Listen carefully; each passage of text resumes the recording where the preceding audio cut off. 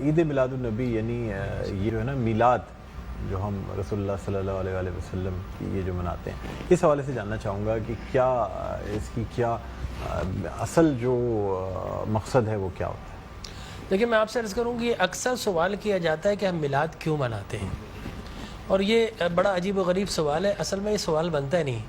سوال یہ ہے کہ ہم میلاد کیوں نہ منائیں، یہ سوال ہے. یہ سوال ہی نہیں کہ ہم میلاد مناتے ہیں، یہ بتائیے کہ میلاد کیوں نہ منائیں. آپ کوئی ایویڈنس ہے ان قرآن کے اندر منع ہے؟ جواب آتا نہیں. احادیث مبارکہ میں منع ہے؟ جواب آتا نہیں. کیا صحابہ کرام رضوان اللہ تعالی علیہم اجمعین نے منع کیا؟ جواب آتا نہیں. بڑی عجیب غریب بات ہے کہ آپ منع کرتے. اچھا جناب یہ دیکھیے کہ میں بڑے سادہ الفاظ میں بتانا چاہوں گا کہ اسلام کیا ہے. اسلام 4 چیزوں پہ مشتمل ہے. حضور نے جو فرمایا وہ اسلام ہے، حضور نے جو کیا وہ اسلام ہے، اور حضور نے جس سے منع کر دیا وہ اسلام ہے، اور حضور نے جس سے منع نہیں کیا وہ بھی اسلام ہے. لہٰذا اگر کوئی آج کسی چیز کو منع کرتا ہے، اس کا مطلب یہ ہے کہ وہ اسلام کے منہ میں اپنی بات ڈال رہا ہے. اب نہ اللہ سے بھول ہوئی نہ رسول سے بھول ہوئی. قیامت تک کی ساری ناجائز چیزوں کو قرآن مجید اور احادیث نبویہ میں بڑے بڑے بورڈ لگا دیے گئے کہ these are the prohibited thing, یہ حرام ہے، یہ حرام ہے، یہ حرام ہے. بڑے بڑے بورڈ لگا دیجیے. وہ دیکھیں طریقہ اور اصول بھی یہی ہے کہ ہر جائز چیز کا نہیں بتایا جاتا. مثال کے طور پر اگر آپ کو کہیں جانا ہے تو آپ نے کبھی زندگی میں بورڈ نہیں دیکھا ہوگا کہ الاؤ ہے ادھر آ جائیے، نہیں، یہ کہیں نہیں لکھا ہوگا. ناٹ الاؤڈ ہوگا وہاں ضرور لکھا، جہاں ناٹ الاؤڈ ہوگا، پروہیبٹڈ ایریا ہوگا، وہاں پر بورڈ لگا ہوگا کہ یہاں داخلہ منع ہے. لہٰذا قرآن و احادیث میں بھی بڑے بڑے بورڈ لگا دیے، یہ حرام، یہ حرام، یہ حرام. اور مجھے کہنے دیے ڈاکٹر صاحب اللہ کا نبی بنیادی طور پر ہر جائز کام کروانے نہیں آتا. بالکل نہیں. دراصل اللہ کا نبی ہر ناجائز کام سے روکنے کے لیے آتا ہے. اگر جائز کام کی اگر جائز کام کروانے آتا اور جائز کی فہرست بنتی تو قرآن 30 پاروں پہ ہی 30,000 پارے بھی کم پڑ جاتے کہ یہ بھی جائز، یہ بھی جائز، یہ بھی جائز، یہ بھی فہرست، ایک پوری فہرست بن جاتی. کہاں تک ہم قرآن حفظ کرتے؟ لہٰذا قرآن کے اندر اللہ کو جو ناپسند چیز ہے ان کا بیان ہے، اللہ کو جو پسند ہے ان کا بیان ہے. ہر جائز چیز اللہ کا نبی کروانے نہیں آتا. اب اگر بنگلہ دیش کے لوگ رہنے والے اگر پوری زندگی اگر چاول کھاتے اور مچھلی کھاتے، ان سے یہ نہیں پوچھا جائے گا باجرے کی روٹی کیوں نہیں کھائی، تم نے گندم کیوں نہیں کھایا، تم نے فلانے نہیں کیا، نہیں پوچھا جائے گا. اگر اسی طرح پاکستان کے رہنے والے مچھلی روزانہ نہ کھائیں تو ان سے نہیں پوچھا جائے گا کہ یہ بھی تو اللہ کی غذا تھی، جائز تھی، تم نے یہ کیوں نہیں کھایا. نہیں، ہر جائز چیز اللہ کو مطلوب نہیں ہے. اللہ کو مطلوب یہ ہے کہ ہر ناجائز کام سے روکا جائے.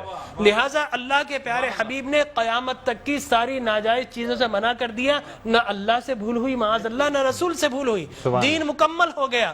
اب اگر کوئی یہ کہتا ہے کہ یہ ناجائز، یہ بدعت، اس کا مطلب یہ ہے کہ کیا تجھ پر وحی نازل ہو گئی؟ باب نبوت تو بند ہو چکا ہے، اب تو کس بنیاد پر کر رہا ہے؟ دیکھیے اب کس بنیاد پر تم منع کر رہے ہو. اور میں آپ کو بتاؤں ڈاکٹر صاحب، یہ دین کا مسلمہ اصول ہے کہ کسی چیز کے جواز کے لیے کوئی ضعیف حدیث بھی کافی ہے، لیکن کسی چیز کے حرام یا بدعت ہونے کے لیے قرآن اور احادیث کی نص قطعی چاہیے آپ کو، اور حدیث متواترہ چاہیے. اس کے بغیر آپ کسی چیز کو حرام نہیں کر سکتے، اس لیے کہ اسلام گلا گھونٹنے کے لیے نہیں آیا، اسلام تو راحتیں دینے کے لیے آیا ہے.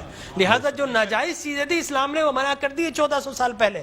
اب اگر کوئی کہتا ہے کہ جناب آپ میلاد کیوں مناتے ہیں، تو میں کہتا ہوں یہ سوال ہی نہیں. بڑے احمق لوگ ہیں جو جائز کی دلیل مانگ رہے ہیں. ارے بھائی دلیل تو ناجائز کی ہوتی ہے، لہٰذا آپ ناجائز کی دلیل دیجئے کہ قرآن میں منع کیا کہ احادیث میں. بلکہ اب میں یہ کہتا ہوں اس بات کے بعد آپ قرآن پڑھیے.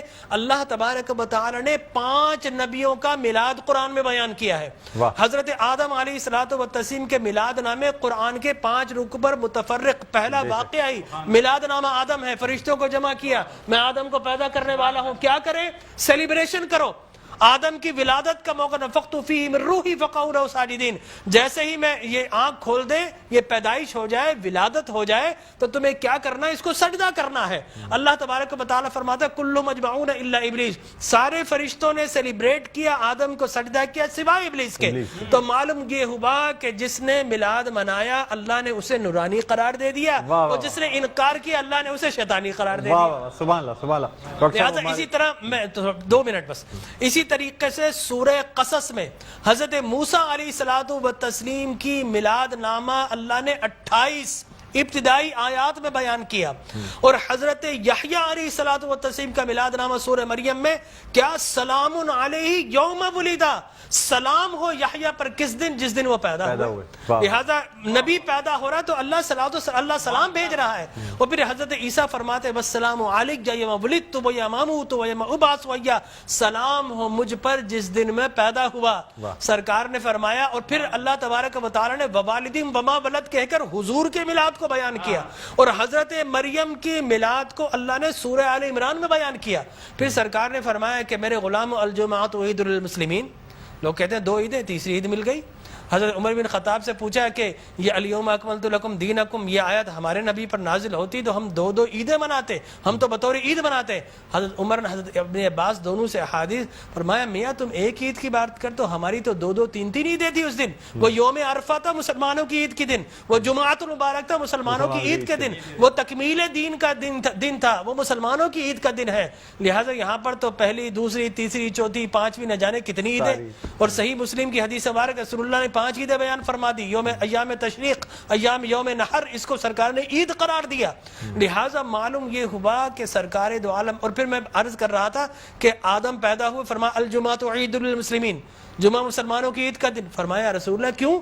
فرمایا فیہ خلق آدم، اس لیے کہ اس دن تمہارے باپ آدم پیدا ہوئے۔ معلوم ہو آدم پیدا ہو تو عید کا دن، اور جس دن فخر بنی آدم پیدا ہو وہ ہزاروں عیدوں کا عید۔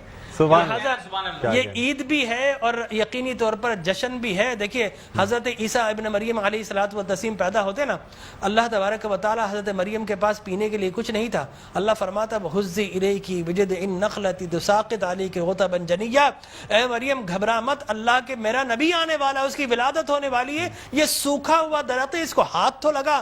حضرت مریم جیسے ہی ہاتھ لگاتی ہے، اللہ تبارک و تعالی میلاد عیسیٰ کی خوشی میں اس کو ہرا بھرا کر دیتا ہے، اور پانی جاری و ساری کر دیتا ہے۔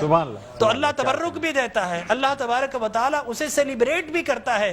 تو یقینی طور پر میلاد النبی صلی اللہ علیہ وسلم کے اگر جواز کی آپ بات کریں گے صبح ہو جائے گی، میں قرآن سے بھی بیان کرتا رہوں گا، میں احادیث نبویہ سے بھی بیان کرتا رہوں، لیکن ناجائز کی ایک دلیل اگر کوئی ہمیں دینا چاہے تو ہم موجود ہیں میٹرو ٹی وی پر، کوئی ایک دلیل ہمیں دے دے۔ لوگ کہتے ہیں بدعت بدعت، یہ بدعت، او بھائی بدعت ہر نیا کام بدعت نہیں ہوتا، ہر نیا عقیدہ بدعت ہوتا ہے۔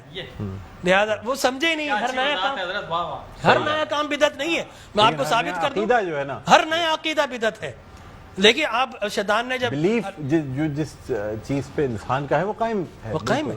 ہر نیا کام، اگر ہر نیا کام بدعت ہوتا، خوشی منانا، عید منانا، اس میں تو کوئی ایسی بات انوویشن ہے اسلام کے اندر۔ آپ یہ دیکھیں نا، حضور اکرم صلی اللہ علیہ وسلم کی وفات شریف کے بعد قرآن مجید جمع کیا، بدعت، پھر اس کے بعد تراویح بدعت، وہ بخاری کے ہذہ نعمت البدع، حضرت عمر بن خطاب کے الفاظ ہے کتنی پیاری بدعت ہے کہ میں نے تراویح شروع فرما دی۔ تو مقصد وہ کہ بدعت اچھی بھی ہوتی ہے، صحابہ کرام بدعت حسنہ بھی ہے، بدعت مذمومہ بھی ہے، اور مذمومہ بدعت کیا ہے؟ اچھی چیز کو مٹا دینا، اور بدعت حسنہ کیا ہے؟ کسی اچھی کام کا جاری کرنا۔